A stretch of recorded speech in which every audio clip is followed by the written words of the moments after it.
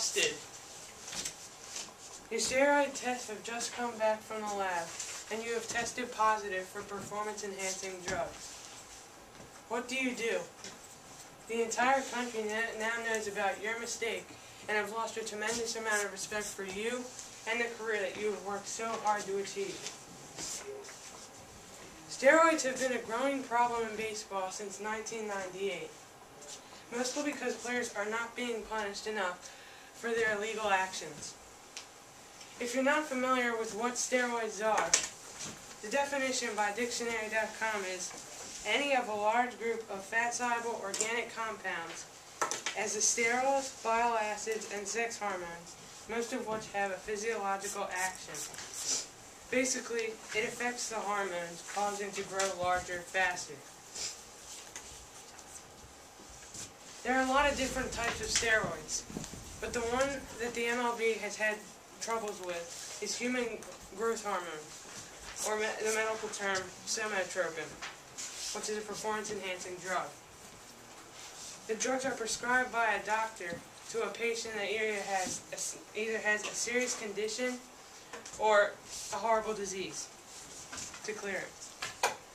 The only way that the MLB could prevent players from using the drugs was to make them illegal. And if they got tested positive, they'd get a 50-game suspension without pay. But players keep taking the drugs. That means we need to raise the punishment so players do not feel that they'll be okay when they take these drugs.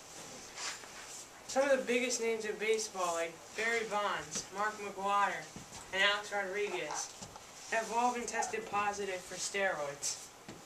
And 2 of them will be up for Hall of Fame voting soon, but 1 is still playing.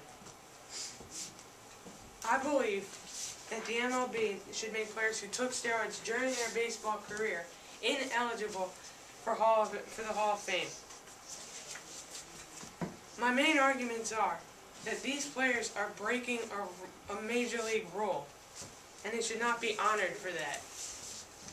Also, if steroid takers are allowed in the Hall of Fame, it will lose its tradition and historical value. And also, these older players are setting the examples for younger players. So, they're setting bad examples for younger players by taking these drugs. It's never okay to break a rule. People rarely look at taking steroids as a rule breaker. It is, however, and if these players test positive, something has to be done. What players don't realize is when they test positive, how much they hurt their reputation around the country. For example, Barry Bonds, the home run king, beat Hank Aaron's record for most home runs in an entire career. He was found positive for steroids.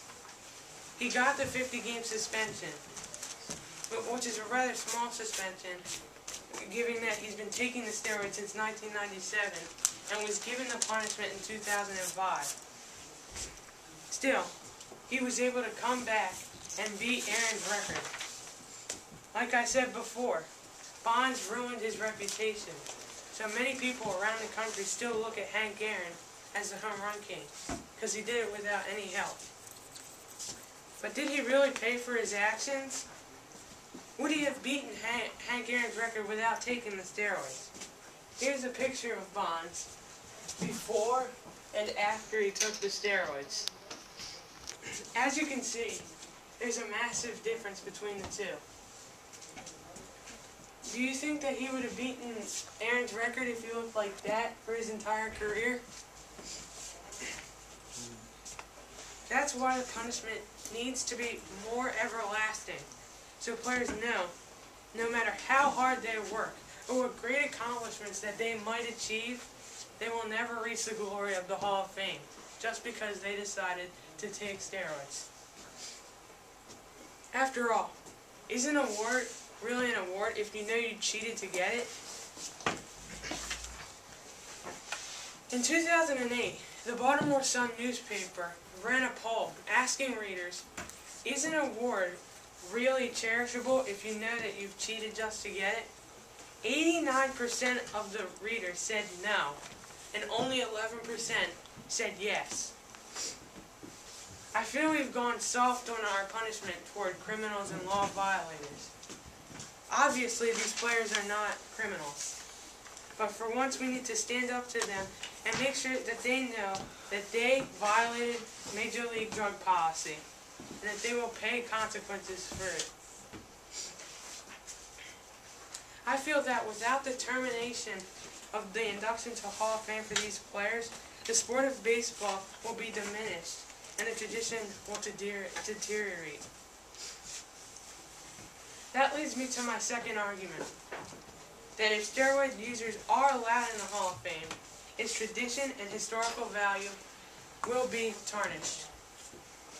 Baseball is America's pastime and will always be remembered as America's sport. But how awful would it be if the sport was tainted and destroyed by the unsportsmanlike era of steroid users? We'd be kicking dirt in the faces of some of the great players like Babe Ruth, Lou Gehrig, and many more. Zev Shafitz, a New York Times sports writer, commented in one of his articles that if we did not allow steroid users into the Hall of Fame, it would be completely empty because of how many players have admitted to it. Is that really true, though? So many great players out there are completely clean, that have worked so hard and making the steroid users look bad. They should be the ones inducted into the Hall of Fame. Somehow, these clean players are being shouted out by the players who are known to do great things, but with some illegal help. Where's the integrity and respect for the game? Integrity is defined by Webster's Dictionary as adherence to moral and ethical principles. For example, Cal Ripken, the Iron Man, broke Lou Gehrig's record for most consecutive games started, with the record being 2,131 games played. He did eventually get into the Hall of Fame, and me being a Baltimore Orioles fan was very excited. He was one of the most famous and best players ever to step on the diamond, and he used no performance-enhancing drugs.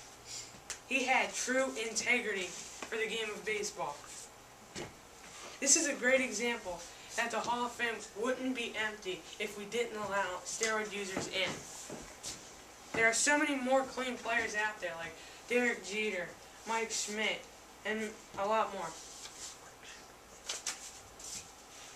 Lastly, my final argument is that older players who have taken steroids are setting bad examples for the younger players just entering the league, college athletes looking to make the team for their college, and especially the small kids who follow their every move. Since they are the younger players' role models, they might make the younger players feel that it is okay to use these drugs, because they'll still be able to get to the Hall of Fame and be honored, even though they were tested positive. That shouldn't be the case. These younger players need to know that if they do take steroids, they will not get away with it. They must be intimidated and know that if they do take steroids, they will pay major consequences. Also, when the players get older, the steroids do not help them. They deteriorate muscle, they cause bone loss, and they cause major damage to the liver and kidneys. These older players could be the key to the stopping of use of steroids. In conclusion, to make steroid users ineligible for the Hall of Fame would be a change for the good. Players need to know that if they break rules, they won't come off easy. Pete Rose, a great Cincinnati Reds third baseman, he was banned from baseball and not allowed into the Hall of Fame because he had a gambling problem. If he's not allowed in the Hall of Fame, why should steroid users be able to? Thank you.